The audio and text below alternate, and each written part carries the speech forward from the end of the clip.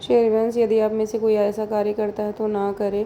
बहुत ही बड़ा पाप बनता है। आपके सारे पुण्य जो है क्षीण हो जाएंगे और आपको नरक की प्राप्ति होती है। भगवान की फ़ोटो ने को किसी ने जो है शीशम के और रोड के किनारे रख दिया था। मैं टहलने के लिए गई थी, फिर मैंने उसका कांच तोड़ा। मैंने देखा लाल जी और लाडली जी बिल्कुल तस्वीर जो देखिए आप सड़ गई थी। मैं निकाल रही थी, बड़ी मुश्किल से निकले थे। ये देखिए लाल और लाडली जी की चित्रपट किस तरीके से हो गया।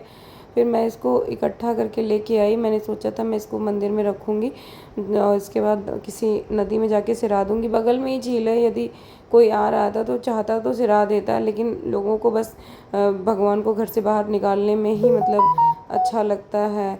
तो ये देखिए, फिर मैं जब लौटने लगी तो मैंने देखा माता रानी और साईं बाबा भी बैठे हुए। मन इतना दुखी हो रहा था कि मतलब ये कैसी श्रद्धा है। ऐसी श्रद्धा होने से अच्छा कि श्रद्धा ना हो।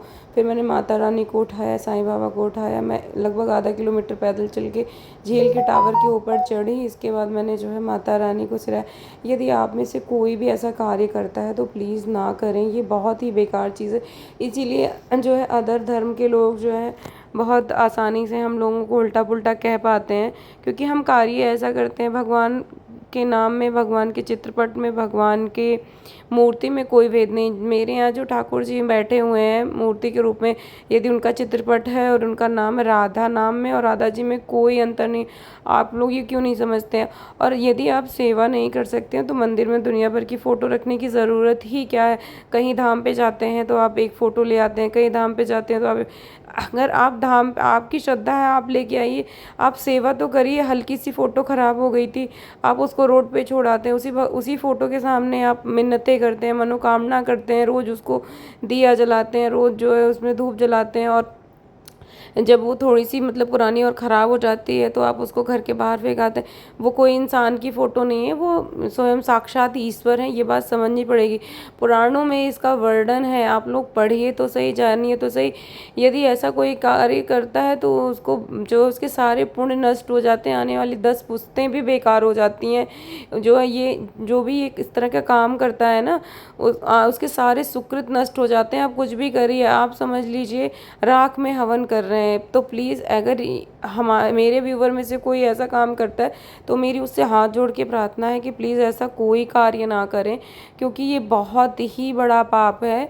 कोई छोटा मोटा पाप नहीं, वो मेरे आराध्य हैं। मतलब वो जो है मैं उनके सामने मैं मतलब जो है प्रार्थना कर रहे हैं, पूरा परिवार सब कुछ कर रहा है। उन्हीं को देखने के लिए आप विंध्याचल चले जाते हैं, उन्हीं को देखने के लिए आप शिरडी चले जाते हैं।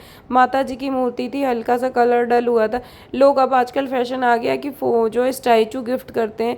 भगवान कोई गिफ्ट करने की चीज़ नहीं है। यदि सामने वाला सेवा नहीं कर सकता और आप गिफ्ट कर रहे हैं तो वो शो पीस के लिए रखता है। भगवान कोई शो पीस नहीं है। अगर आपको कोई दे रहा तो प्लीज़ उससे हाथ जोड़ लीजिए। आप अगर सेवा नहीं कर सकते हैं आपके, कि आपने कहीं ऊपर अलमारी पे बैठा दिया, कहीं पे कॉर्नर पे बैठा दिया, ऐसा नहीं है।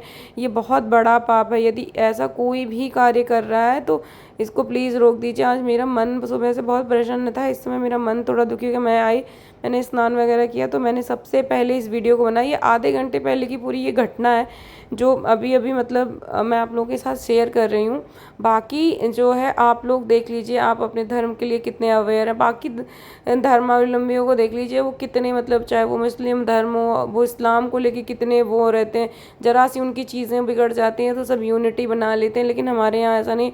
मेरी आप लोगों से प्रार्थना है, यदि आप लोगों को रोड पे भगवान दिखते हैं, मेरा कोई भी व्यूवर मुझे सुन रहा हो या देख रहा हो, तो प्लीज़ उसको उठा के सिरा दीजिए और भगवान से जो है प्रार्थना करिए कि हे ईश्वर जो है, हे ईश्वर मुझे ज्ञान दीजिए।